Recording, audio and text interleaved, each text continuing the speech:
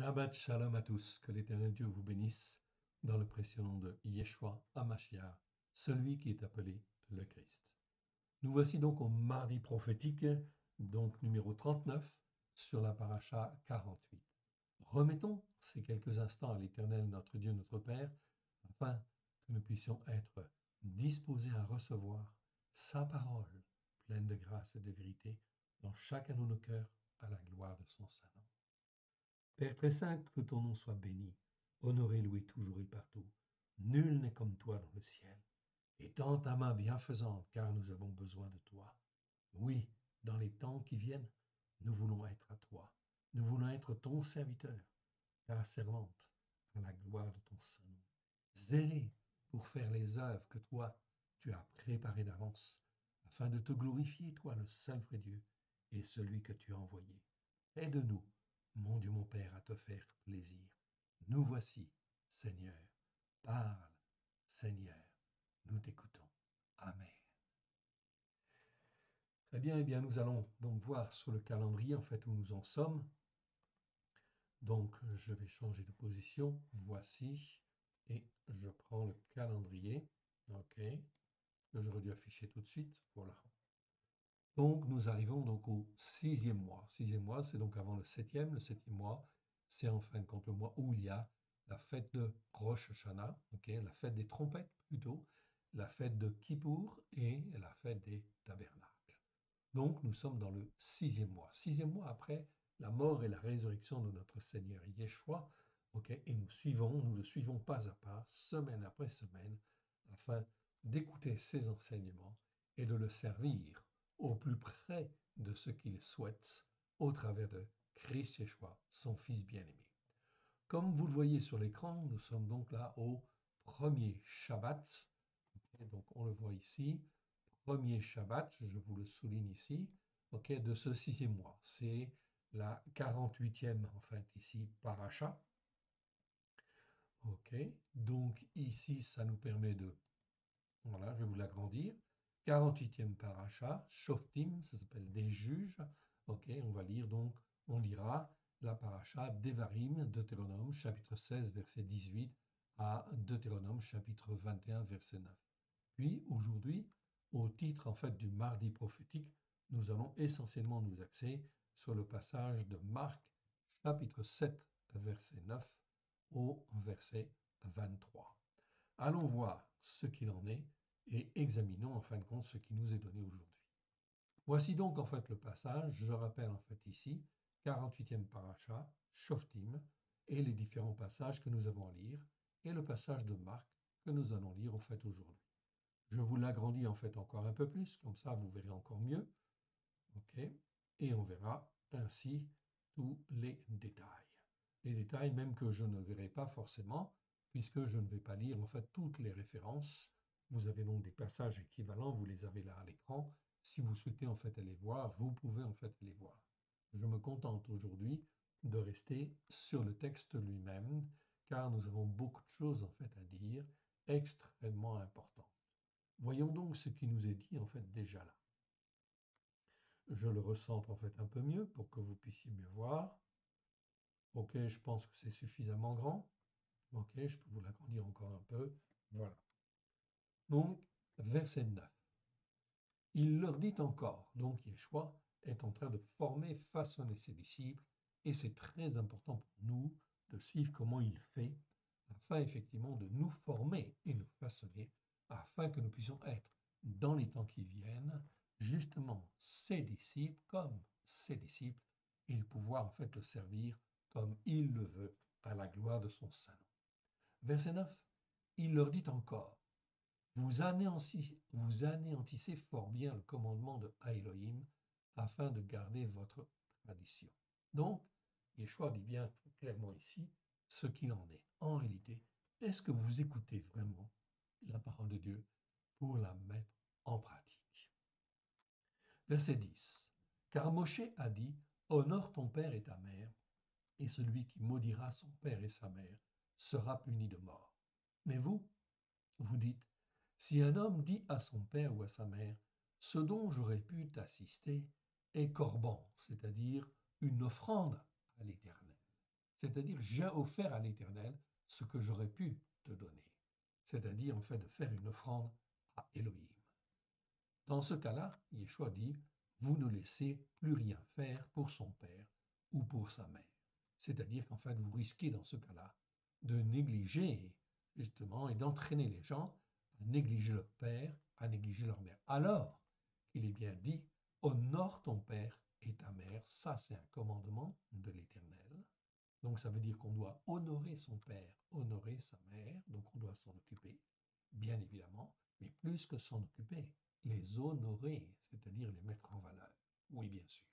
Et celui qui maudira son père ou sa mère sera puni de mort. Maudire, ça veut dire parler mal sur ou en fait amener des malédictions sur une personne.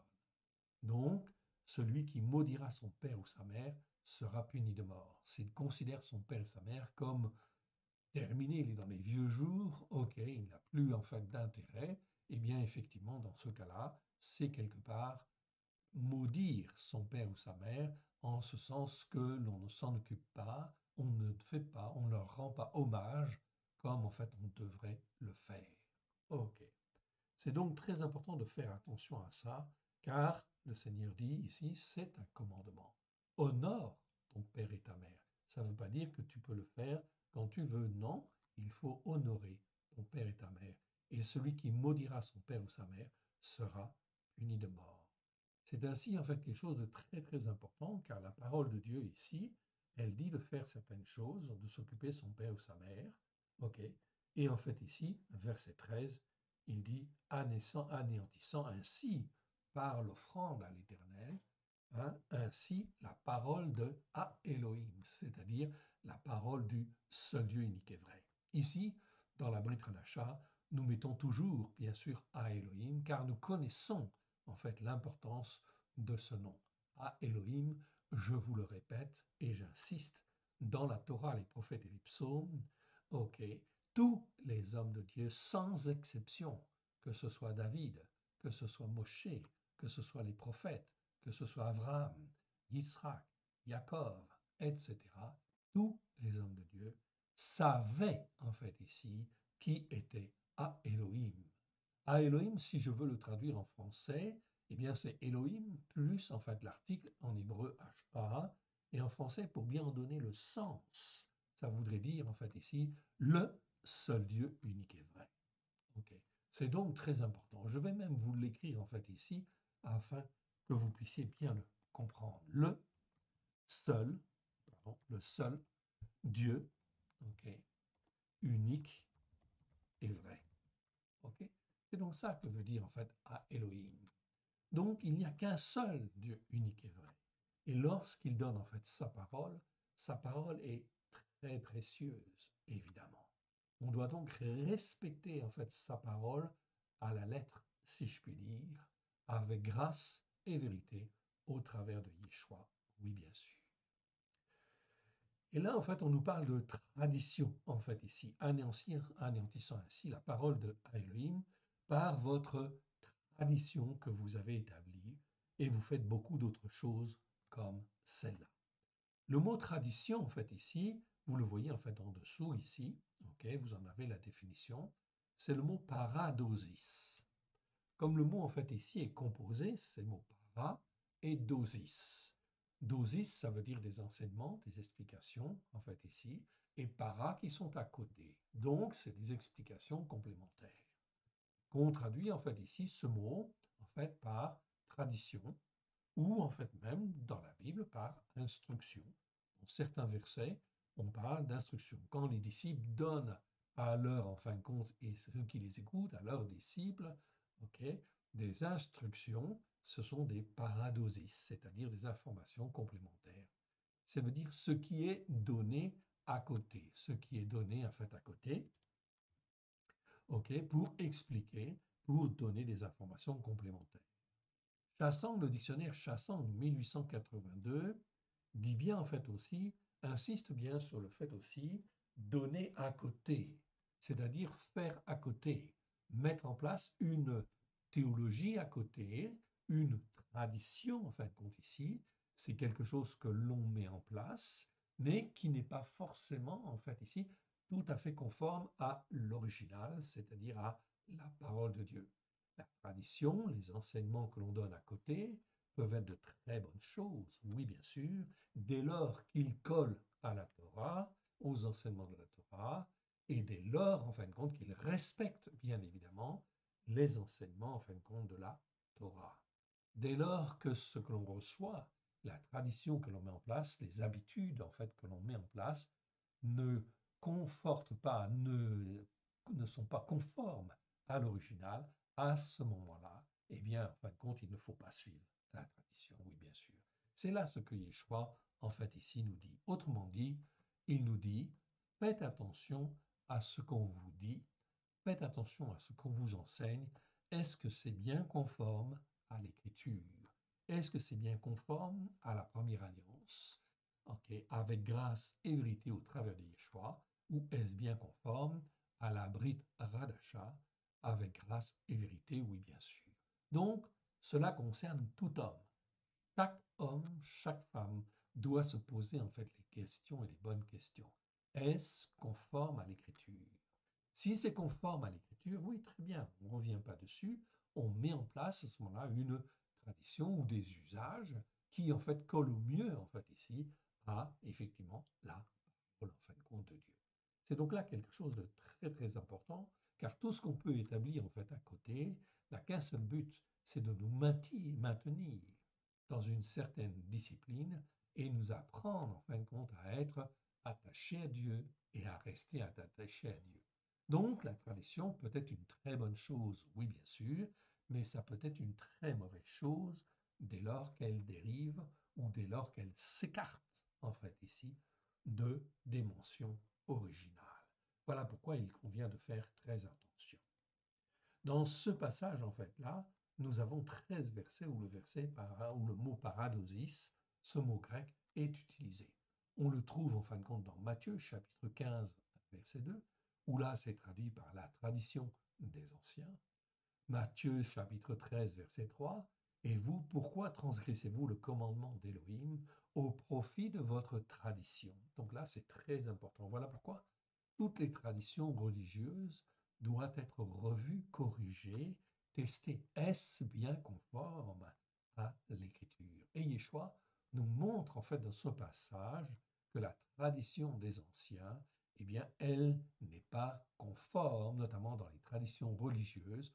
Aucune n'est conforme, on peut le dire et on peut l'affirmer aujourd'hui, aucune n'est conforme à la Torah ou aux enseignements de la Torah avec grâce et vérité au travers de Yeshua HaMashiach. Donc on peut l'affirmer aujourd'hui, on peut le dénoncer en fait ici, il y a des dérives et en fait bon nombre de dérives. Voilà pourquoi nous devons en fait les comprendre et nous devons corriger le tir.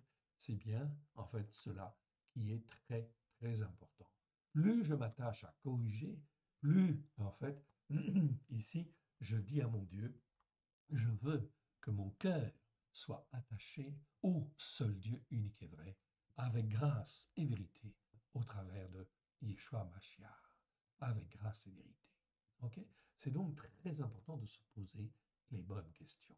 Matthieu chapitre 15, verset 6. Vous annulez ainsi la parole d'Élohim au profit de votre tradition. C'est donc en fait très très clair. Marc chapitre 7, 3, c'est ce que nous voyons là, tradition des anciens. 7.5, on parle là encore de la tradition des anciens. Marc chapitre 7, verset 8, là on parle de la tradition des hommes, donc il faut faire en fait attention, oui bien sûr. Tout cela dépend si nous avons un cœur pour chercher Dieu, chercher véritablement à s'attacher au seul Dieu unique et vrai. Marc chapitre 7, verset 9, il leur dit encore, vous anéantissez fort bien le commandement d'Élohim pour garder votre tradition. C'est le propre des religieux. C'était le cas en fait à l'époque avec les pharisiens, avec les scribes, oui bien sûr, même les sadducéens, ok, toute forme religieuse qui existait en fait à l'époque. C'est aussi vrai en fait aujourd'hui avec toutes les formes religieuses, oui bien sûr. Voilà pourquoi il convient de sortir, car si nous ne sortons pas d'eux, du milieu d'eux, eh bien en fin de compte nous collaborons à une tradition qui est fausse, à des usages qui sont faux, et en fin de compte ici, eh bien, c'est pas ce qu'il y a de mieux. Car l'Éternel Dieu veut d'abord que l'on s'attache à lui et à lui seul, qu'on reste attaché à lui par un certain nombre de règles et de traditions que l'on met en place ou d'usages que l'on met en place, de manière à s'attacher à lui de tout son cœur, de toute son âme, de tout son esprit, afin d'être un de ses témoins, un témoin de la vérité, afin que ceux que le Seigneur met sur notre route puissent entendre un message qui soit différent, qui soit plus authentique, si je puis dire. C'est donc là extrêmement important. Verset chapitre Marc chapitre 7 verset 9, il leur dit encore, vous anéantissez fort bien le commandement d'Élohim pour garder votre tradition. Donc attention aux traditions. Marc chapitre 7 verset 13, annulant ainsi la parole d'Élohim par votre tradition. 1 Corinthiens 11, 2, vous retenez mes instructions. Donc ici, le mot paradosis est traduit par instruction. Donc il a un côté positif, oui bien sûr. Donc Paulos félicite les Colossiens parce qu'ils ont gardé ses instructions. Ça, je ne veux pas dire tradition, mais ses règles, ses instructions qui étaient bonnes dans le but, en fait aussi, parce qu'on connaît très bien Paulos. Paulos était un disciple absolument merveilleux, en fait, de l'Éternel, au travers de Christ Yeshua, car il faisait tout pour expliquer aux hommes et aux femmes comment s'attacher, en fait, à l'Éternel Dieu et rester, en fait, attaché à Dieu. Toutes ces instructions-là sont bonnes, sont saines, sont excellentes, oui, bien sûr. Galates chapitre 1, verset 14. La tradition de mes pères, ok? Donc elle peut être bonne, elle peut être mauvaise, donc il faut effectivement l'examiner au regard, en fin de compte, des Écritures. Si la tradition de mes pères a été de m'enseigner, en fait, les commandements de Dieu et de les mettre en pratique avec grâce et vérité, eh bien c'est très bien à ce moment-là, il n'y a rien à redire, c'est une très bonne chose et je garde, en fait, cette tradition, oui bien sûr, parce qu'elle est saine et elle est sainte devant l'Éternel. Elle est sainte devant l'Éternel parce que elle me sanctifie et en fait elle me permet de rentrer dans la sanctification, c'est-à-dire en fin de compte à l'attachement avec l'Éternel Dieu, le seul Dieu unique et vrai. Tout cela est donc bon dans ce sens-là. Colossiens chapitre 2 verset 8. Prenez garde que personne ne fasse de vous sa proie par la tradition des hommes. Voilà donc effectivement quelque chose de très important. Paulos nous avertit, ne vous laissez pas entraîner par toutes sortes de doctrines, par toutes sortes d'enseignements, si cela n'est pas conforme à l'Écriture. Il faut donc vérifier. 2 Thessaloniciens 2, verset 15. Et retenez les instructions. Donc Paulos parle là, en fait, aux Thessaloniciens. Et il leur dit, en fait, ici, retenez les instructions. Retenez les instructions que je vous donne, car elles sont bonnes, elles sont saintes, elles sont faites pour s'attacher au seul Dieu unique et vrai. Donc là, le mot paradosis, est effectivement, a un bon sens, le sens de instruction. Mais ce n'est pas n'importe quelles instructions. Voilà pourquoi il ne faut pas écouter tout et n'importe quoi. Aujourd'hui, il faut faire attention parce qu'il y a beaucoup de séduction, notamment avec aussi en fait les enseignements en fait sur en fait YouTube ou autre sur Internet où on a beaucoup de choses qui sont séduisantes mais qui ne sont pas forcément utiles. Ce qui est utile, mon frère, ma sœur, se résume en fait ici à une chose, vouloir s'attacher au seul Dieu unique et vrai et monter sur la montagne sainte, sur la montagne de la sainteté, c'est-à-dire c'est grandir, en fait ici sur cette montagne, c'est grandir en sainteté devant l'Éternel, à la gloire de son saint. Tout cela est une démarche excellente, oui bien sûr. Mais si les enseignements que j'écoute sont des enseignements pour, en fait ici, satisfaire ma culture, satisfaire en fait ici mon savoir, me donner plus de savoir, plus de ceci, plus de cela, mais que ça ne contribue pas à me faire monter sur la montagne de la sainteté de Dieu, cela ne sert pas à grand-chose.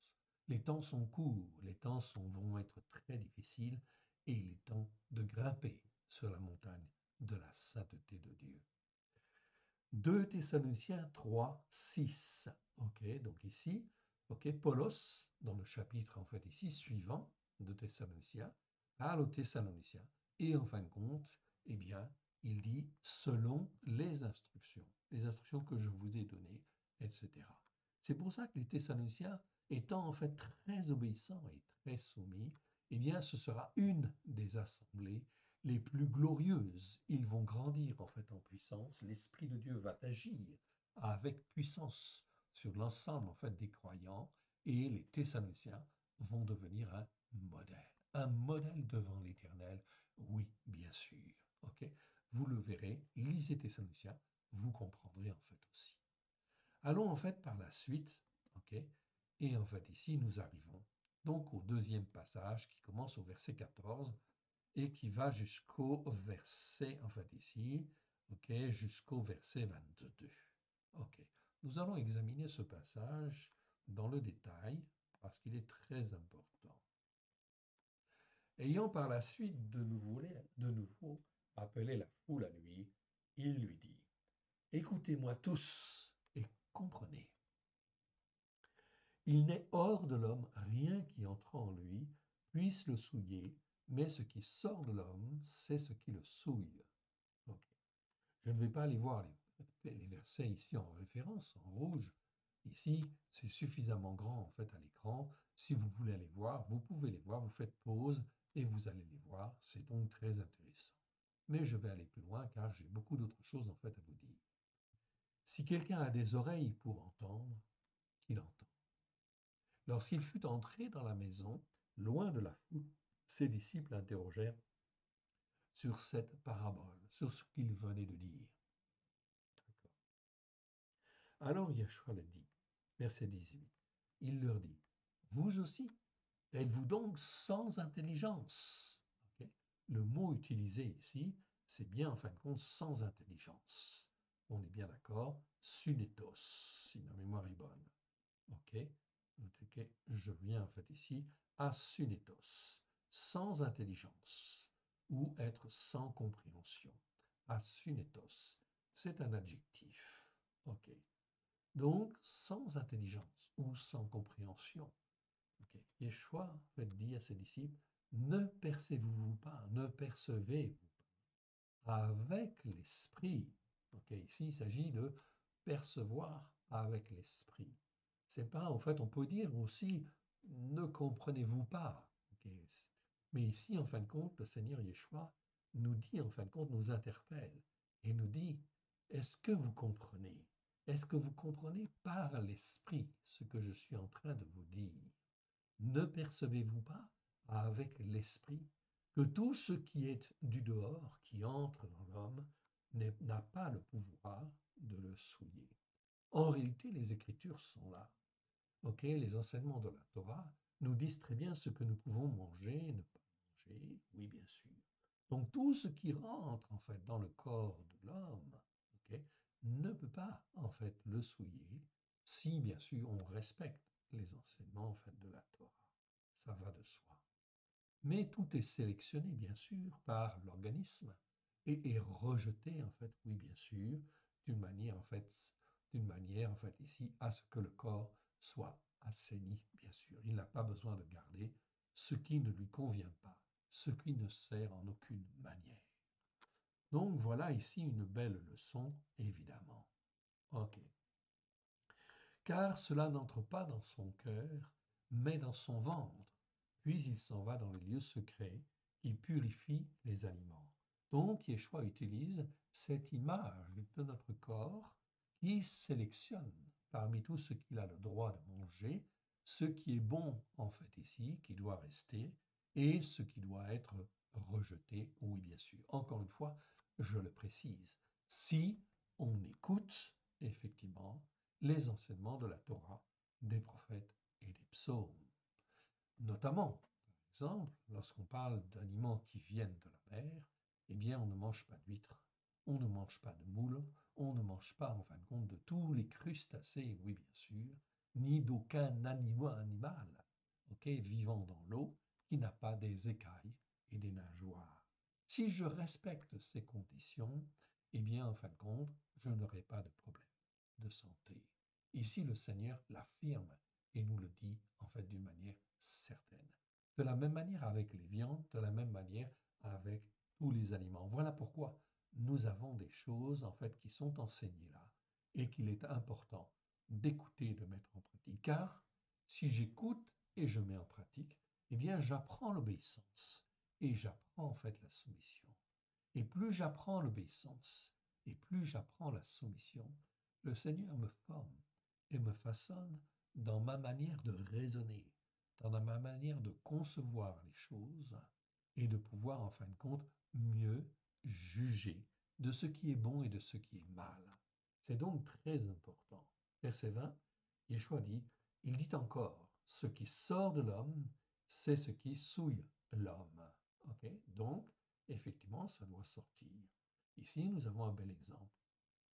Par contre, en fait, ici, Yeshua nous parle sur le plan spirituel. Il ne nous parle pas du corps, c'est une image, le corps. Ok. Mais il nous parle sur le plan spirituel. Il dit encore, ce qui sort de l'homme, c'est ce qui souille l'homme. Ok. Ici, ce qui souille l'homme sur le plan spirituel, c'est-à-dire ce qui va en fin de compte ici sortir qui est mauvais, c'est-à-dire cela vient de l'intérieur. Cela vient en fin de compte de son cœur, en réalité. Yeshua est en train de dire ça. Yeshua est en train de dire ça.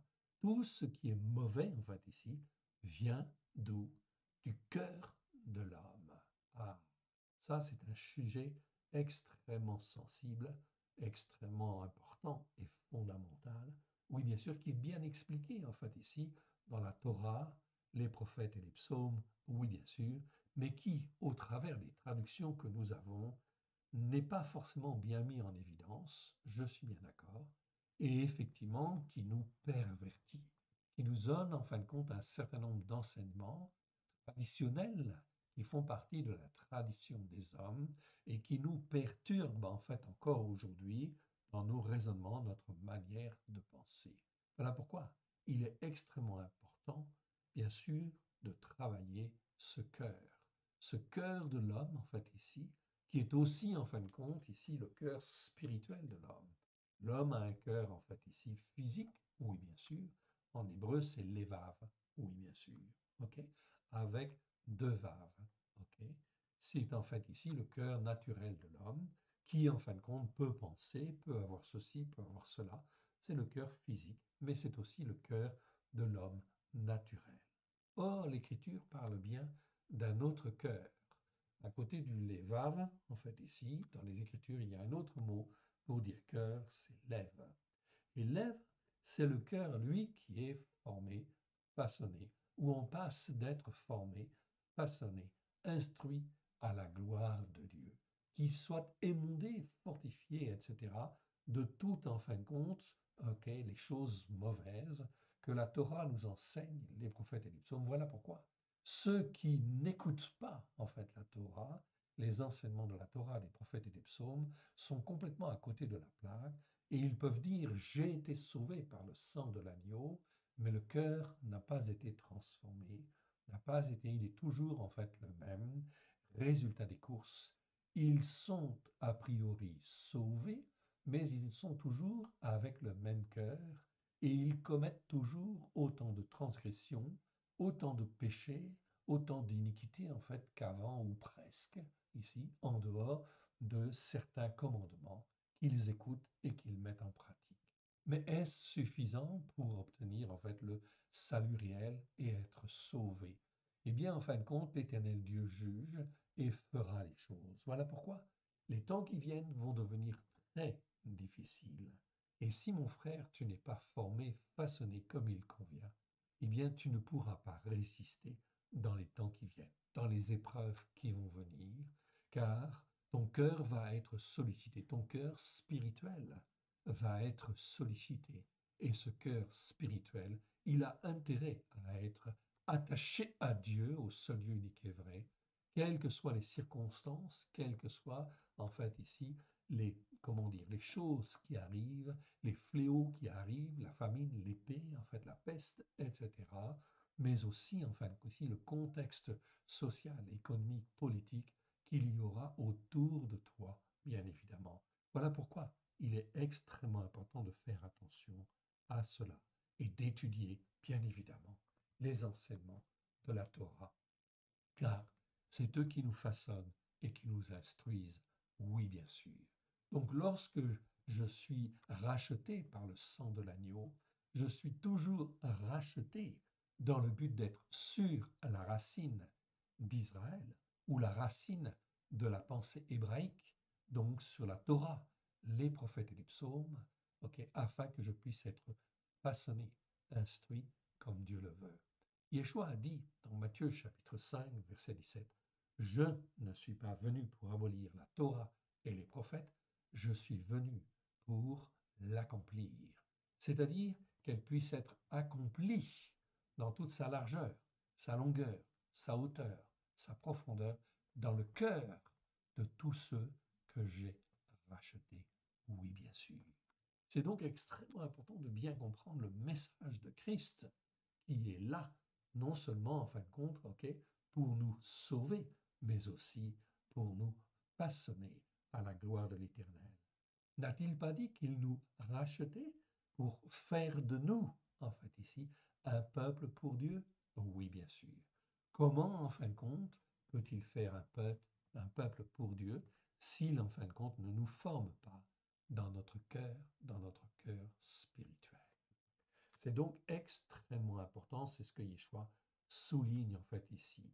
Il dit encore, verset 20, ce qui sort de l'homme, c'est ce qui souille l'homme. Verset 21. En effet, c'est du dedans, c'est du cœur des hommes que sortent les mauvais raisonnements. Ok. On va lire en fait ici tout le passage et je reviendrai sur les mots. Ok. C'est du dedans, c'est du cœur des hommes que sortent les mauvais raisonnements, les adultères, les débauches, les meurtres, les vols, les mauvaises pratiques pour avoir le bien d'autrui ou pour avoir plus que les autres. J'attire votre attention sur les traductions en fait ici que nous avons fait, car tous les mots ici sont choisis, oui bien sûr, pour être le plus pertinent évidemment et nous faire bien comprendre en fait ici ce que l'Éternel Dieu attend. Ensuite, les méchancetés sous l'influence du malin. Tiens donc, on peut être donc sous l'influence du malin alors que on a reçu Christ en fait comme Seigneur et Sauveur. Et oui, bien sûr. Les paroles trompeuses, une conduite non réglée et insolente, le regard envieux sous l'influence du malin, le blasphème, l'arrogance qui dédaigne les autres, la folie, en fait ici. Verset 23. Toutes ces choses mauvaises, et ici c'est bien mauvaise, mais c'est pas mauvais au sens naturel du terme, c'est mauvaise sous l'influence du malin. Le terme grec, en fait, nous le souligne, oui, bien sûr, c'est-à-dire qu'il y a des portes ouvertes, et en fait, nos cœurs sont de véritables portes ouvertes à l'ennemi de nos âmes, justement pour nous souiller et souiller toutes les personnes autour de nous. Toutes ces choses mauvaises, sous l'influence du malin, sortent d'où? Du dedans et souillent l'homme. Donc on voit bien ici quelque chose de très important en fait à saisir. On va revenir sur les mots. Le premier mot sur lequel je vais venir, ici verset 21, en effet c'est du dedans, c'est du cœur des hommes que sortent les mauvais raisonnements. Ok? Mauvais, je, je vous le montre en fait aussi, ok? Et raisonnement. Mauvais en fait en grec c'est le mot kakos. Kakos, ça veut dire en fait mauvais. Ça veut dire en fait ici mal. Ça veut dire aussi méchant, on peut dire. Ok? Mais en fait ici, sur le plan, comment dire, naturel, en fait ici, de l'homme. Kakos. Il y a le bien et il y a ce qui est mal. Ok? Kakos, ça veut dire mal. Mal, mauvais ou méchant. Ok. Et là, on parle de mauvais raisonnement. Ok. Le mot raisonnement, c'est le mot qui est en dessous, c'est dialogismos en fait ici. Vous le voyez en fait ici. Ok, dialogismos. Dialogismos, bon, je pense que vous pouvez tous lire, hein. Ok, mais je vais l'agrandir. Ok, encore. Dialogismos, c'est un mot qui existe 14 fois dans 14 versets. C'est composé de deux mots, dia et logismos. Logismos, ça veut dire raisonnement déjà, en fait ici. Et dia, en fin de compte, c'est l'idée de complétude ou d'entièreté. C'est donc en fait ici des raisonnements pour des raisonnements. C'est des raisonnements plus approfondis, si vous voulez. Ok. Alexandre 1850 dit, en réalité, dialogismos, c'est un vieux dictionnaire, je vous l'ai déjà dit, en fait ici, mais c'est très intéressant parce qu'en fait, ici, on est dans les anciennes significations, c'est donc très important, en fait ici, et fondamental. Donc dialogismos, ça veut dire dialogue, conversation. Donc c'est ça, dans le nom, un dialogismos. Ok. Chassang 1882 parle plutôt de raisonnement, discussion, réflexion, doute, c'est-à-dire des raisonnements qui visent en fait à peut-être amener la réflexion, mais aussi ça peut être le doute en fait aussi quelque part. Et le Bailly 1901, troisième dictionnaire ancien, ici nous dit en fait ça souligne l'idée de calcul dans un sens péjoratif, c'est-à-dire que la signification du mot semble-t-il un peu changé avec le temps en fait ici. En réalité, ok, nous savons en fait ici au travers des Écritures que ce mot dialogismos ne parle jamais de conversation pour en fin de compte, comment dire, être dans un raisonnement logique ou sain. Non. Le mot raisonnement ici, c'est toujours avec des arrière-pensées, entraînant de vaines discussions, amenant la mésentente, la discorde et surtout le manque d'unité. C'est-à-dire, c'est discuter pour le plaisir de discuter, c'est en fait ici, en fait, des raisonnements fallacieux. Donc ici, Yeshua ici souligne bien et rajoute en fait l'adjectif devant mauvais. Kakos, donc mauvais raisonnement. Et c'est bien cela, en fait, ici, que les Écritures, en fait, nous soulignent au travers de ce mot. Ce mot a toujours une connotation négative. Vous savez, comme quand on explique, en fait, les choses, vous avez toujours des personnes qui ont quelque chose, en fait, à dire et qui vont, en fait, là, être là pour noyer le poisson et, en fin de compte, amener la cacophonie ou, en fin de compte, faire qu'on n'entend pas. Et on n'entend pas le Saint-Esprit, évidemment, bien évidemment, parce que le Saint-Esprit ne parle pas dans la cacophonie. Ça va de soi. Donc ici, on parle de raisonnement faux, frauduleux. Ce mot est très mal traduit, en fait, ici, dans nos Écritures, dans les traductions que nous avons. Matthieu chapitre 15, verset, en fait, ici, 19. Ok, car c'est du cœur que viennent les mauvaises pensées, les meurtres, les adultères, les impudicités, les vols, les faux témoignages, les calomnies. Ce n'est pas très bien enfin de traduire ce mot dialogismos par pensée. Il y a d'autres mots grecs qui sont beaucoup plus appropriés, comme nous ou comme en fin de compte ici dianoia, etc. Ok, ici dialogismos, ce sont des raisonnements qui sont en fin de compte ici pour ramener le doute en fait ici. Ok. Donc ici, c'est une mauvaise traduction. Vous pouvez donc corriger dans vos Bibles, à moins que vous ayez déjà effectivement en fait la traduction du Nouveau Testament que nous avons mis en place en fait ici, qui s'appelle la Torah accomplie, où tous ces mots-là sont corrigés. Oui, bien sûr. On parle bien sûr toujours de raisonnement pour dialogismos. Donc tout cela a été corrigé afin que les hommes et les femmes puissent avoir une parole de Dieu qui les aide en fait à grandir et qui leur permettent de se rapprocher de l'Éternel Dieu, de monter sur la montagne de la sainteté, afin de ne pas se laisser avoir, se laisser entraîner par justement les faux raisonnements ou les mauvaises pensées d'un certain nombre de personnes. Marc chapitre 7, verset 21, c'est celui que nous voyons là, qui ressemble en fait ici, car c'est du dedans, c'est du cœur des hommes que sortent les mauvaises pensées, les adultères, les impudicités, les meurtres. Ici, on parle de raisonnement, bien sûr, et dans notre traduction, nous avons mis raisonnement ici. Luc chapitre 2, verset 35, regardez bien en fait ici. 2, verset 35, et toi-même, une épée te transpercera l'âme, afin que les pensées de beaucoup de cœurs soient dévoilées. En fait, ce n'est pas les pensées, c'est en réalité les raisonnements, en fait, ici, qu'ils soient dévoilés, parce qu'ils étaient tordus, Oui, bien sûr, ils ne sont pas saints devant l'Éternel Dieu. Or, pour avoir un raisonnement qui soit sain, il n'y a pas 36 solutions. L'Écriture est très claire là-dessus. Il faut vouloir s'attacher au seul Dieu unique et vrai, au travers de Christ Yeshua avec grâce et vérité. Si on n'a pas cette intention-là dans le cœur, nos raisonnements vont être de travers. Car l'Esprit de Dieu ne saurait en fait ici agir dans un temple qui est pollué. Voilà pourquoi nous devons en fait ici nettoyer notre manière de penser de toutes les mauvaises choses. Luc chapitre 5, verset 22. Regardez bien ce qui est écrit en fait ici. Jésus, Yeshua, connaissant leurs pensées, plutôt leur raisonnement tordu, prit la parole et leur dit, quelle pensée avez-vous dans vos cœurs? Donc là, c'est un autre mot en fait ici. Vous voyez ici en grec, ici je ne sais pas lequel en fait ici en réalité, je ne m'en souviens pas directement, mais ici il y a un autre mot, oui bien sûr. Vous le trouverez effectivement dans notre traduction, en fait ici. Le verset suivant, Luc chapitre 6, verset 8. Mais il connaissait leurs pensées, et il dit à l'homme qui avait la main sèche, lève-toi, tiens-toi là au milieu. Et il se leva, et il se tint debout.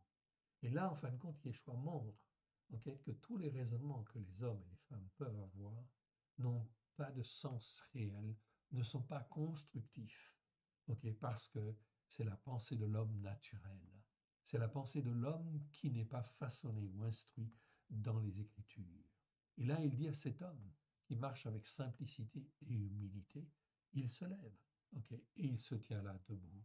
Et Yeshua donc va agir sur cet homme et il va guérir. Oui, bien sûr, montrant ainsi la puissance de Dieu en dépit des raisonnements des uns et des autres. Luc 9, versets 46 et 47, en fait, ici. Eh bien, or, une pensée leur vint à l'esprit, un raisonnement mauvais, en fait, ici. Leur vint à l'esprit savoir lequel d'entre eux était le plus grand. Oui, bien sûr. Comme si ça avait de l'importance au niveau spirituel. Oui, bien sûr.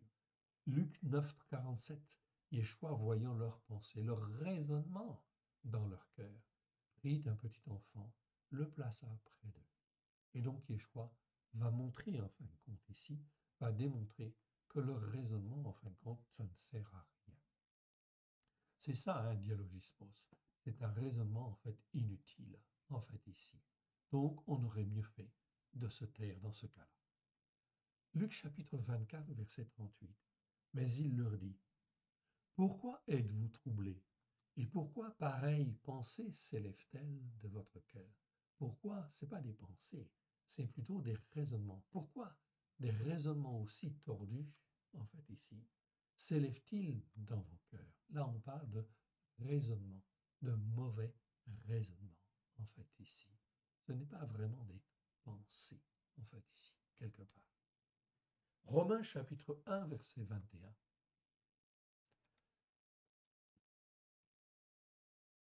Ok. Puisqu'ayant connu Elohim, ils ne l'ont point glorifié comme Elohim, et ils ne lui ont point rendu grâce, mais ils se sont égarés dans leurs pensées, ils se sont égarés dans leur raisonnement, parce qu'ils avaient l'habitude de discuter, etc., pour ne rien dire, etc.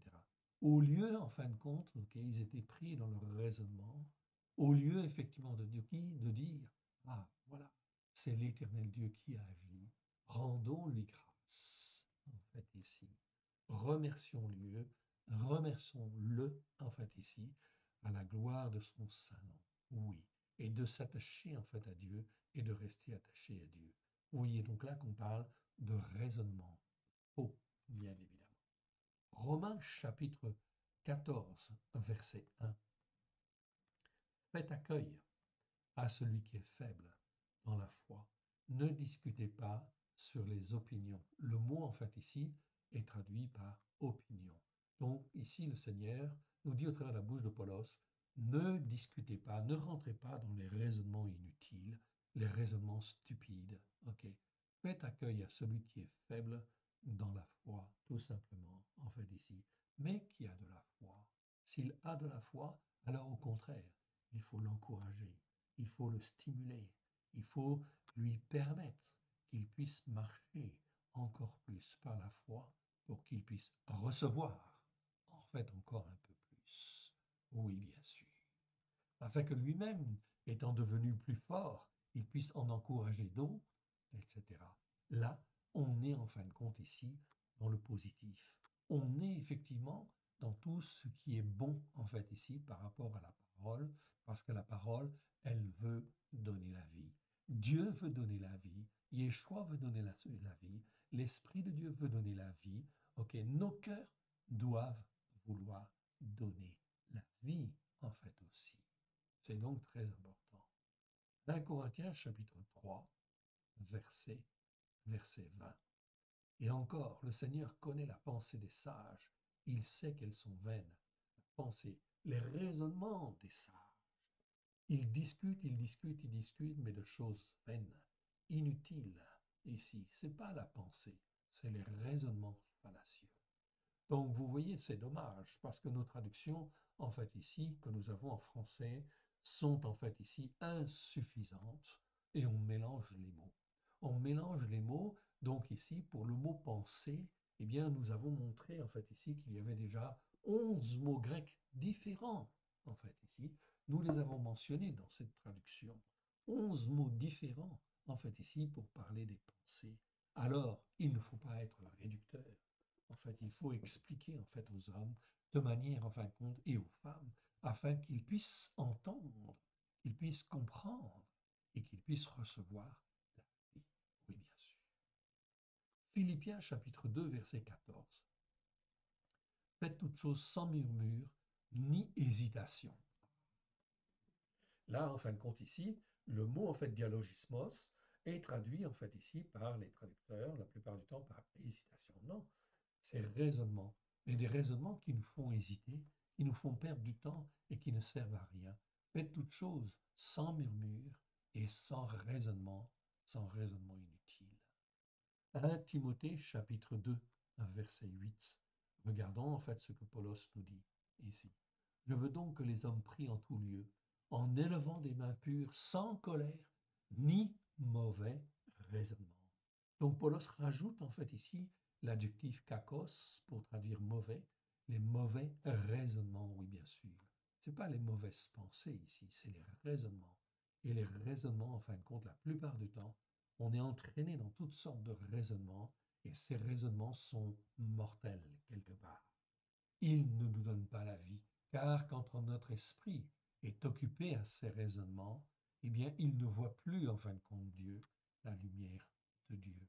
Il est dans ses raisonnements, il est occupé en fait ici. Alors Dieu ne peut plus agir en fait ici pendant ce temps-là. Voilà pourquoi il faut faire attention à nos raisonnements. Jacques, chapitre en fait ici, 2, verset 4. Ne faites-vous pas en vous-même une distinction? Ne jugez-vous pas sous l'inspiration de pensées mauvaises, de raisonnements mauvais, en fait, ici. Donc, vous voyez le mot dialogismos dans les Écritures, en ce qui nous concerne, eh bien, est toujours utilisé dans un sens péjoratif, en fait, ici. Donc, voilà effectivement tous les mots. Vous avez, en fait, ici, ces mots-là, ici, sont rassemblés.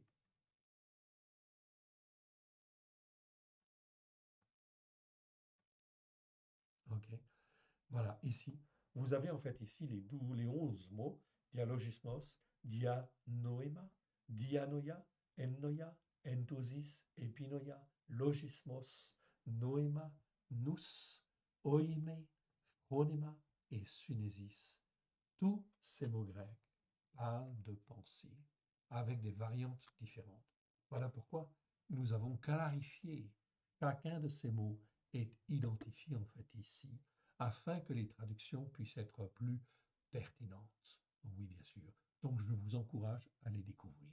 En plus, tous ces mots-là, non seulement nous en avons donné la définition, mais nous avons mentionné tous les versets où, en fin de compte, ces mots-là se trouvent dans la Brit Hadasha, c'est-à-dire l'alliance nouvelle, ok, ce que les nations appellent le Nouveau Testament, qui est très très mal traduit. Oui, bien sûr. Donc voilà pourquoi je vous encourage à aller plus loin. Nous n'avons pas fini, nous avons fait que le premier mot, raisonnement en fait ici. Ok.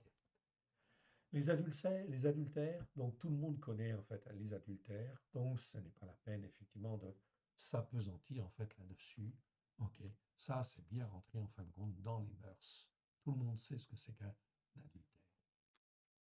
Le mot suivant, en fait ici, là, c'est pas toujours traduit de la même manière. Ok, il faut le traduire par débauche. Tout ce qui est débauche. Le mot en fait ici, on va aller le voir, petit i en fait ici. Vous l'avez en fait aussi ce mot-là dans la traduction en fait ici. Il est repéré d'une manière précise. Dans la traduction seconde, ce mot est traduit par impudicité. Or, en réalité, impudicité, même beaucoup de gens ne savent pas ce que ça veut dire. Ok, les débauches, eh bien voilà, c'est beaucoup plus clair, beaucoup plus simple, beaucoup plus évident. Ici, en fait, le mot en fait ici utilisé, eh bien en fait, je vais vous le montrer. En fait, le voici. Voilà. Nous l'avons en fait en face ici. C'est le mot pornéia. Pornéia, en fait, ici, c'est donc un mot en fin de compte très important qui, en fait, ici, nous parle en fin de compte de débauche. Ok. De débauche, d'infidélité, de relations sexuelles illicites, de prostitution, d'adultère, en fait, ici, de fornication, d'homosexualité, de lesbianisme, de pédophilie, d'inceste, de relations sexuelles avec des animaux, etc. Ok, mais aussi toute relation spirituelle avec le monde des esprits mauvais, à savoir tout attachement à des enseignements ou des doctrines de démons. En fait, le mot nous parle de prostitution physique, mais aussi spirituelle. C'est donc ici très important de bien comprendre. Ce mot existe 25 fois. Il nous parle de prostitution, en fait ici, physique ou spirituelle, de la débauche d'une manière générale. Voici les 25 versets dans la seconde avec ce mot pornéia et comment en fin de compte ils sont traduits. Oui, bien sûr. Souvent traduits d'une manière insuffisante. Oui, bien sûr. Ici, le mot est traduit par infidélité dans Matthieu chapitre 5, verset 32. Ici par impudicité, en fait ici. Ici par infidélité, en fait ici. Ok, ici par impudicité, ici. Nous ne sommes pas des enfants illégitimes en fait ici, ok, illégitimes, tout simplement. Ici, ça nous parle d'impudicité. Ce sont vraiment des vieux mots en fait français, ok. Ici, impudicité, impudicité, impudicité, ok. Mais le corps n'est pas pour l'impudicité. En fait, le corps n'est pas pour la débauche. Oui, bien sûr. Fuyez l'impudicité, toutefois pour éviter l'impudicité. Ok, ils ne se sont pas repentis de l'impudicité, c'est-à-dire de la débauche, de tout ce qui a pu être débauche en fait dans leur vie. Oui, bien sûr. Donc ça, c'est très important en fait ici de bien réactualiser aussi ces mots-là afin de bien comprendre tout ce qui touche à la débauche, relations sexuelles illicites, homosexualité, lesbianisme, etc. Tout cela, c'est de la débauche pour les Écritures. Cela suppose une déformation en fin de compte du cœur, une déformation des pensées et très certainement l'action en fin de compte d'esprit impur, oui derrière. Oui, je le dis bien, en fait, ici, il y a bien des esprits impurs, en fait, qui agissent dès lors que les portes sont ouvertes. Ici, dans 1 Corinthiens 6, 18, impudicité. Ici, impudicité, impudicité. Ici, les œuvres de la chair sont l'impudicité. Non, les œuvres de la chair sont la débauche. Toute forme de débauche. Éphésiens 5, 3, toujours impudicité. Colossiens 3, 5, ok, mourir l'impudicité. Faites mourir l'impudicité. Faites mourir tout ce qui est débauche, en fait, ici, dans votre corps, dans votre cœur, en fait, ici. Ici, impudicité, en fait, ici, le mot est souvent traduit par impudicité, tout simplement parce que second, en fait, ici, c'est un traducteur, c'est un docteur. La traduction qu'il a faite était très bonne. En fait, ici, pour son époque, c'est une excellente, en fait, étape, oui, bien sûr, dans la traduction.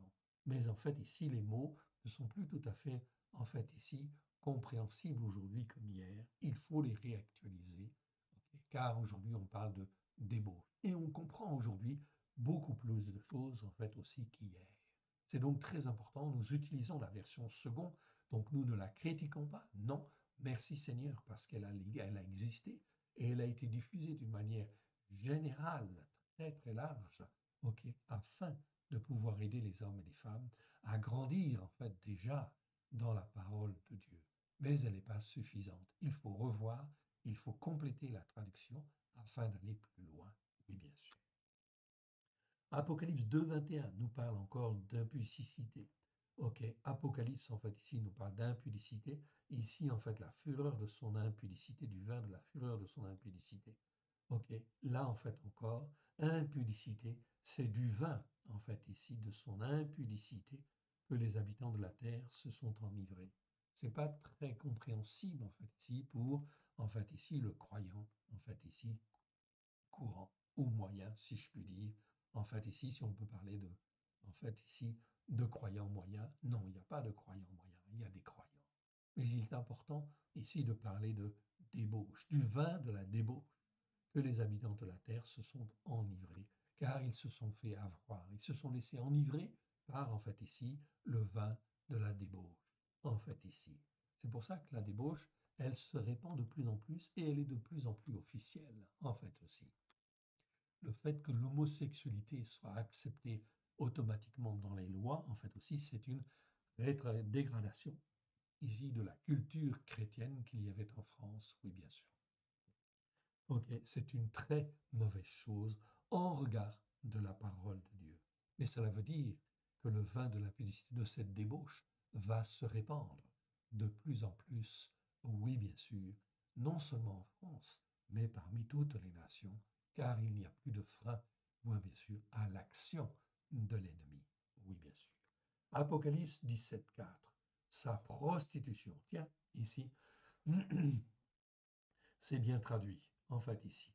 Prostitution. Oui, on peut traduire par ce mot-là. Ok. Ici, en fait, Apocalypse 18:3, du vin de la fureur de son impudicité. On aurait pu dire prostitution ou débauche, c'était plus parlant. Et Apocalypse, en fait, 19:2, car il a jugé la grande prostituée qui corrompait la terre par son impudicité. Par quoi?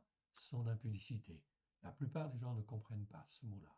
Donc, qui corrompait la terre par sa débauche, par sa prostitution. Voilà pourquoi, en fait, ici, on est dans les choses concrètes, on est dans des choses, en fait, ici, extrêmement importantes, en fait, ici, dans, en fait, ici, l'aspect pratique. L'aspect pratique d'une part, physique, mais aussi l'aspect intellectuel, l'aspect psychique, etc., dans notre tête, dans nos pensées, tout ce qui est en fait rêverie nocturne, tout ce qui est mauvais raisonnement, mauvaise pensée qui touche à la débauche ou à l'impudicité, tout cela doit être en fait détruit, canalisé, afin que notre temple puisse être le temple de l'Esprit de Dieu. Ok. Donc on a vu le mot débauche, on a vu le mot raisonnement. Ok. Les meurtres, en fait ici, tout le monde sait que c'est que le meurtre, donc on ne va pas le voir. Les vols, en fait, oui, bien sûr. Ok. Ok, les vols, tout le monde comprend en fait aussi. Oui. Ok. Être voleur, en fait, voler, c'est effectivement, en fin de compte, une mauvaise chose. Ok. Donc c'est le mot, en fait, ici, cloper, en fait, ici, c'est vol, tout ce qui est acquis, en fait, de façon rusée, en fait, ici. C'est du vol, en fait, ici. Ok. Ici, les pratiques, les mauvaises pratiques pour avoir le bien d'autrui ou pour avoir plus que les autres. Ok. C'est un mot grec, en fait, ici. C'est pas cupidité. Cupidité, en fait, ici, c'est pas le bon terme. Ici, c'est tous les mots, en fin de compte, ici, toutes les mauvaises pratiques. C'est le mot pléonexia, en fait, ici, que vous voyez là. C'est en fait ici, ça touche à toutes les mauvaises pratiques qui vise à obtenir en fait le bien d'autrui ou avoir plus que les autres. Donc on fait appel à la ruse, à l'extorsion en fin de compte de fonds ou à l'extorsion de quelque chose. On fait en fait les choses dans le but d'obtenir en fait quelque chose que l'on ne devrait pas en fait obtenir. Donc ça laisse supposer des raisonnements, des pratiques en fait ici mauvaises. Tout cela est interdit, bien évidemment, ok, devant Dieu.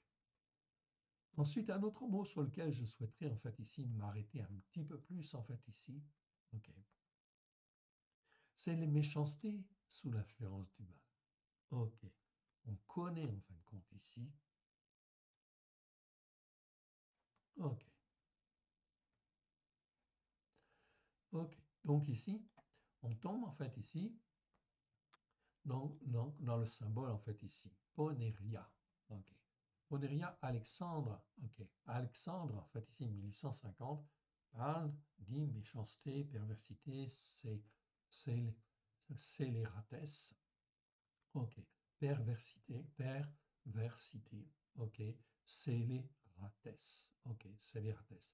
Chasson, 1882, méchanceté, perversé, ainsi qu'Alexandre le Sévère, en alassant l'adjectif poneros qui se traduit par le malin.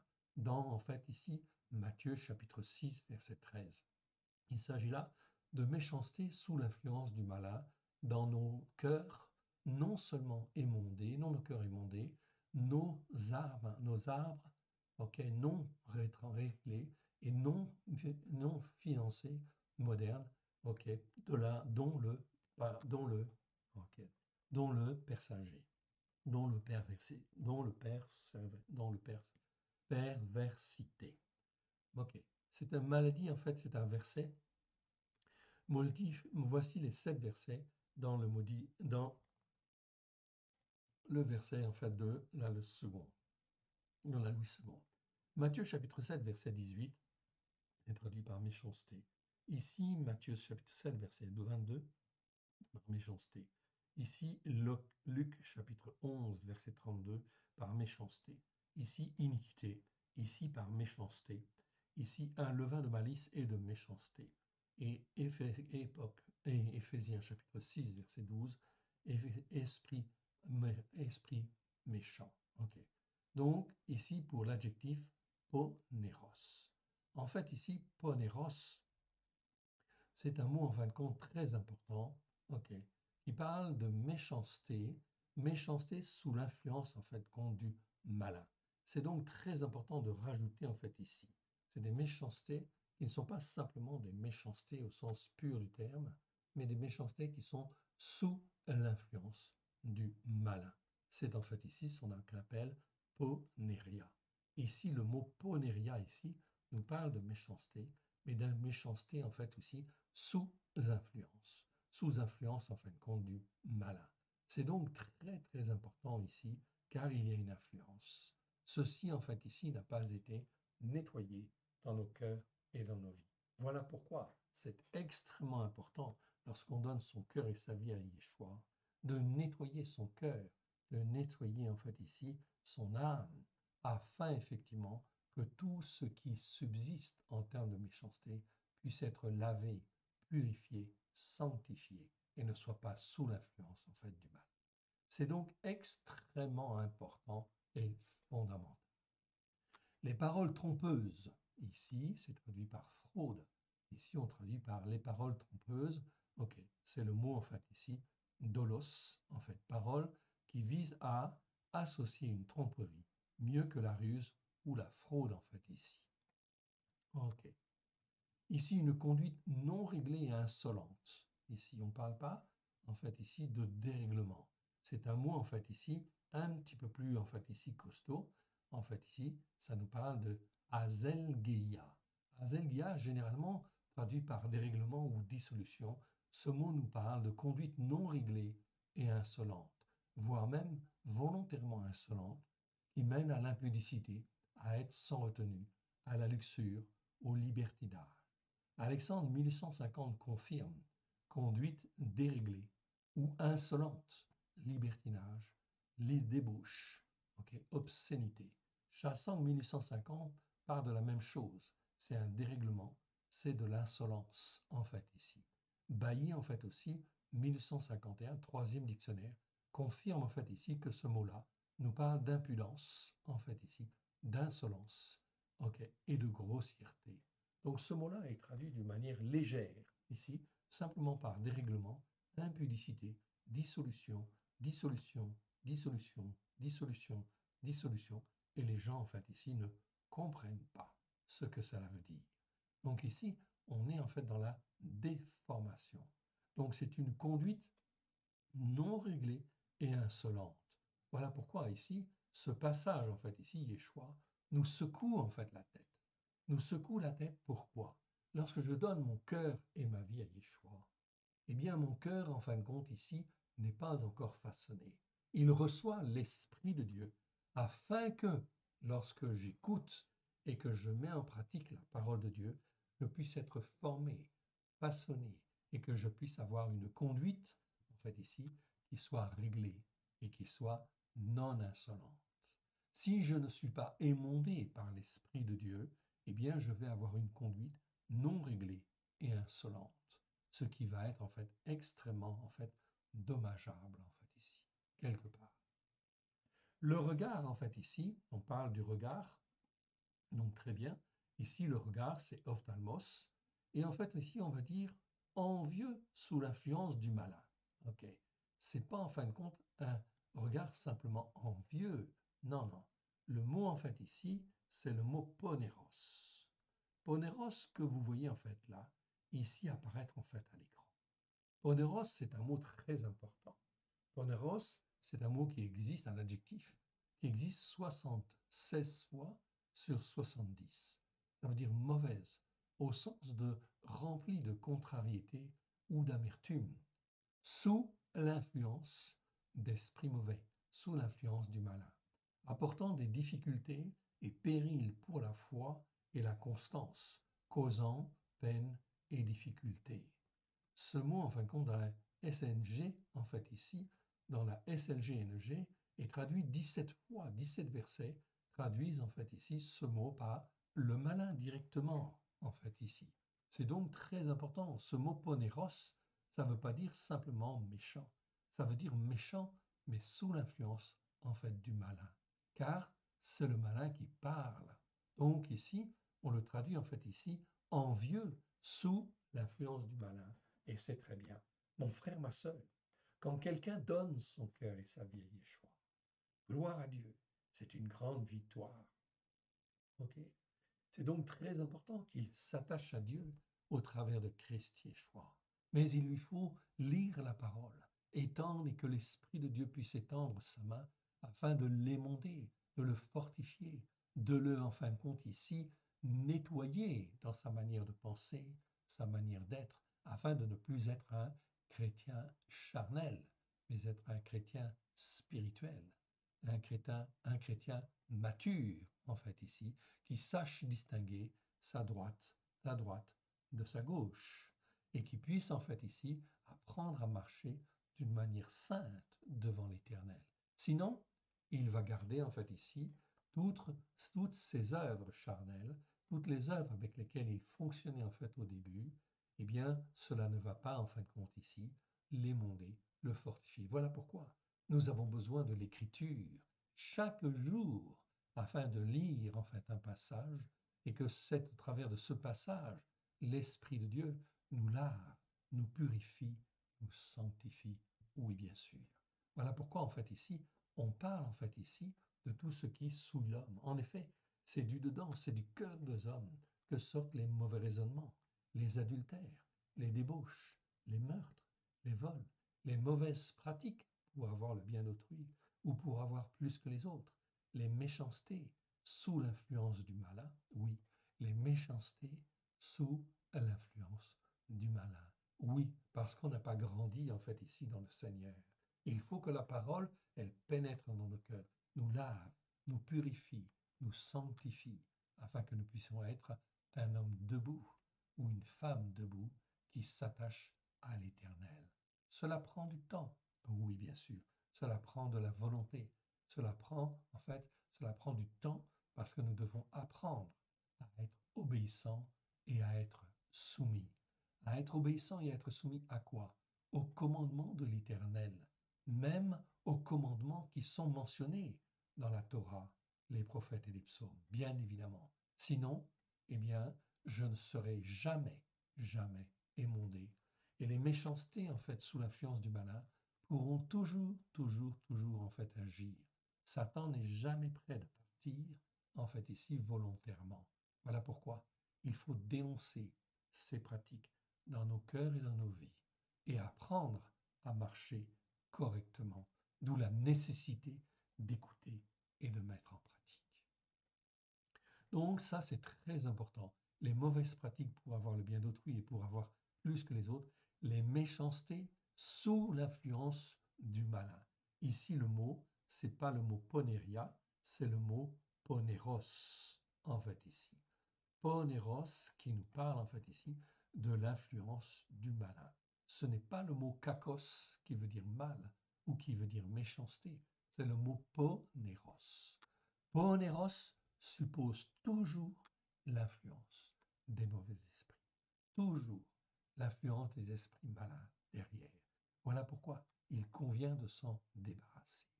Vous avez dans la Louis II notamment 17 versets qui traduisent en fait le mot par en fait ici le mot malin. Mais en réalité, ce mot existe 70 fois dans 76 versets. Et en réalité, il dit la même chose dans tous les autres versets. Alors, il ne faut pas avoir peur de parler du malin, de l'action du malin. Et nous devons apprendre, mon frère, ma sœur, chacun de nous, nous devons apprendre à rejeter les actions du malin qui sont dans nos cœurs et qui sont dans nos vies. Ça fait partie de la sanctification. Oui, bien sûr. Sans cela, il n'y a pas de sanctification. Mais c'est un apprentissage. Il suffit enfin de lire les Écritures, mais de les comprendre comme il convient. Le regard envieux sous l'influence du malin. Le blasphème. Donc le blasphème, en fait, ici, c'est traduit simplement par calomnie, en fait, ici, dans nos Bibles. Et en fait, c'est le blasphème, c'est blasphémia. OK? Donc, qu'est-ce que c'est qu'un blasphème? Un blasphème, c'est en fait ici un mot, en fait, grec qui parle de la calomnie, mais qui parle aussi de la médisance et qui parle aussi de la diffamation. Donc, le blasphème, c'est toutes les paroles qui calomnient, toutes les paroles qui sont de la médisance, en fait, ici, ou toutes les paroles qui sont de la diffamation. Tout cela, ça fait partie du blasphème. Voilà pourquoi il faut enrichir, en fait, notre vocabulaire, car les Écritures, en fait, ici, nous parlent de blasphémia, ici, tout simplement. Ce n'est pas, en fin de compte, simplement la calomnie. Dans la version seconde, c'est traduit simplement par la calomnie.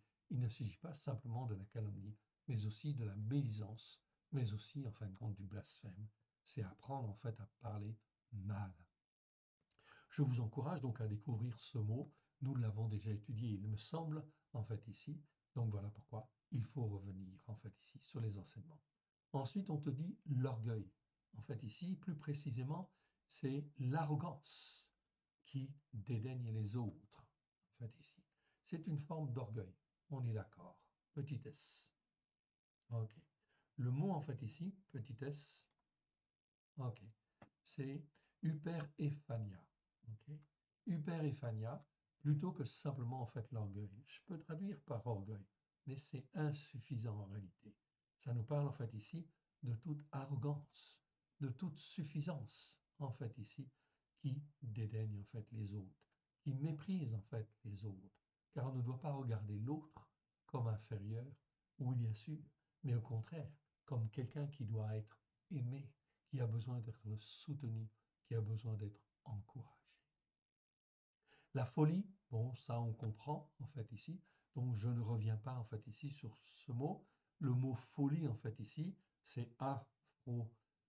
Soun en fait ici, folie, le fait de vouloir rester sot en fait ici, insensé ou dépourvu de sens. Voici les quatre versets où se trouve en fait ce mot-là. Oui, bien sûr. Donc ici, on est effectivement dans la folie. Verset 23, cela termine en fait le passage. Le passage en fait ici nous dit toutes ces choses mauvaises, mauvaises sous l'influence du malin, sortent du dedans de l'homme, donc de son cœur, et souillent en fait l'homme. Donc c'est dans son cœur qu'il doit être nettoyé, qu'il doit être émondé bien sûr de toutes ces choses mauvaises. Ici en fait on parle de choses mauvaises sous l'influence du malin. c'est en fait ici, le petit Q en fait ici, c'est poneros. Là, on le dit en fait encore. C'est sous l'influence du malin. Ok. Poneros en fait ici nous dit en fait mauvaise, au sens en fait de rempli de contre-intérêt et d'amertume, sous la puissance du malin. Donc, Yeshua est en train de dire, toutes ces choses sont sous la puissance du malin, apportant des difficultés et des périls pour notre foi, ou la croissance de notre foi, ou la constance en fait dans notre foi. Et ça ajoute en fait peine et difficulté. On parle bien là, en fin de compte ici, d'influence en fin de compte du malin. C'est extrêmement important de bien comprendre ça. Toutes ces choses mauvaises, dit Yeshua. Ok. Mais il n'utilise pas le mot kakos qui veut dire mauvais. Il utilise le mot poneros pour dire que c'est mauvais parce que ça vient en fin de compte de mauvais esprits. Il y a beaucoup de mauvais esprits qui tournent autour de nous, et nous devons apprendre à nous attacher au seul Dieu unique et vrai au travers de Yeshua, à Mashiach. Voilà pourquoi nous devons apprendre à nous sanctifier devant l'Éternel. C'est donc extrêmement important, c'est donc bien un apprentissage. Revenons en fin de compte ici, ok, voilà. Ici, en fait, on va prier pour terminer, mais c'est donc extrêmement important de bien comprendre. Ce que Dieu veut, c'est notre sanctification. Donc, première chose, bien sûr, c'est de reconnaître que Yeshua est notre Seigneur et est notre Sauveur. De lui dire, en fait, Seigneur Yeshua, je te reconnais comme mon Seigneur. Je te reconnais comme mon Sauveur, mon seul Seigneur et mon seul Sauveur. À partir du moment où on fait cette déclaration-là, où on est imposé des mains, en fait, ici, où on a prié, eh bien, on peut recevoir l'Esprit de Dieu. Oui, bien sûr. Viens, Esprit de Dieu, sanctifie-moi, purifie-moi, que mon corps soit le temple, en fait, de l'Esprit de Dieu. Émonde-moi, fortifie-moi. Dès lors, toute la parole de Dieu va contribuer à me former, à me façonner, à me sanctifier, à me rendre en fait meilleur, jour après jour, semaine après semaine, sur toutes choses, afin que tout ce qui était charnel puisse en fait ici être abandonné étape par étape et puisse devenir spirituel, c'est-à-dire que l'on puisse s'attacher au seul Dieu unique et vrai, sans tenir compte de ce qui est charnel, en laissant de côté ce qui est charnel, en le faisant mourir dans nos cœurs et dans nos vies. C'est ça que Paulos nous apprend. Tout ce qui est dans nos cœurs et qui est dans nos vies et qui est charnel doit mourir.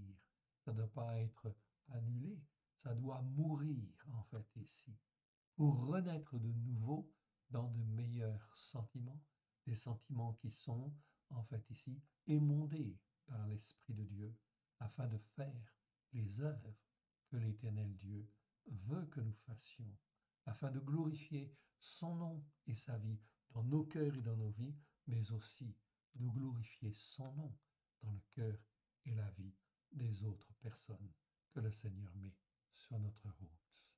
Voilà donc un projet extrêmement intéressant, en fait ici est fondamental, qui ne se fait pas bien sûr sans la puissance de l'Esprit de Dieu et sans bien sûr Yeshua Hamashiach, celui qui est appelé le Christ. Voilà pourquoi ce que je veux dans mon cœur et ce que je veux dans ma vie, c'est Yeshua Hamashiach. Et Yeshua Hamashiach, celui qui est appelé le Christ. Lui, je veux qu'il vive dans mon cœur. Je veux qu'il vive dans ma vie afin qu'il puisse m'enseigner ce qui est bien et ce qui est mal, afin que je puisse discerner et mettre de côté tout ce qui est mal, en fait ici, ou sous l'influence du malin, et que je puisse au contraire pratiquer ce qui est bien et ce qui est juste devant Dieu. Tout cela est un apprentissage. Cela ne s'apprend pas en une seule fois, et ça ne prend pas simplement parce que je donne mon cœur et ma vie à Yeshua. Je donne mon cœur et ma vie à Yeshua, c'est la première étape. Il a une étape fondamentale. Dans cette démarche, je considère en fait ici que Yeshua est mon sauveur, est mon Seigneur et est mon maître. Dès lors que je commence à considérer que Yeshua est mon Seigneur, mon sauveur et mon maître, le travail de sanctification peut commencer dans nos cœurs et dans Alléluia. Terminons par une petite prière. Père très saint, nous te rendons grâce dans le précieux nom de Yeshua. Merci pour ta parole vivante, pour la parole que tu nous donnes. Émonde-nous et fortifie-nous, Seigneur, que nous puissions nous attacher à toi, rester attachés à toi, à la gloire de ton Saint-Nom, et faire les œuvres que toi tu as préparées d'avance, afin de te glorifier, toi le seul vrai Dieu, et celui que tu as envoyé. Aide-nous, mon Dieu, mon Père, à te faire plaisir. Sanctifie-nous, purifie-nous, à la gloire de ton Saint-Nom. Que Christ soit formé dans nos cœurs et dans nos vies, à la gloire de ton Saint-Nom. Nous te rendons grâce dans le précieux nom du choix. À toi nos cœurs, à toi nos vies. Parle, Seigneur, ton serviteur écoute. Que l'Éternel Dieu vous bénisse et vous garde dans le précieux nom de Yeshua. Amen. Shabbat shalom à tous.